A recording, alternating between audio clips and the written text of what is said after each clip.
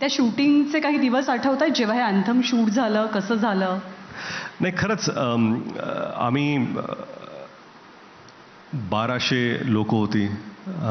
काही जे डान्सर्स होते ते मुंबईहून आले होते, काही लोकल होते.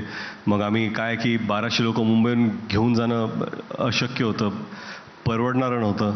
तर मग लोकल डान्स ग्रुप्सना घेऊन तिथे पाठवून त्यांना ट्रेन करून त्याचे प्रयत्न केले.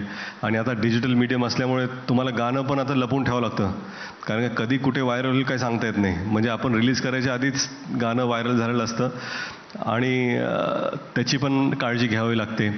आणि शूटिंग करताना खरं म्हणजे हे गाणं जेव्हा शूट करत होतो तेव्हा तिथली जी लोकल लोकं होती ती पण आली, ती पण नाचायला लागली. पण आता कसं असतं की हिस्टॉरिकल, आता नॉर्मल चित्रपट असेल तर हरकत नाही, कोण जीन्स शर्टमध्ये असेल बसू शकतो. पण हिस्टॉरिकल चित्रपटामध्ये ते होऊ शकत नाही. आम्हाला पण घ्या, आपण कसं घेणार? म्हणजे आता मग सांगायला लागेल ज्यांना यायचे कुर्ता धोतर कपडे हे बांधून या, मग आपण तुम्हाला घेऊ.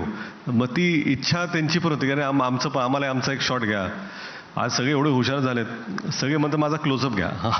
आता मी म्हटलं आता ठीक आहे घेऊ आपण क्लोजअप.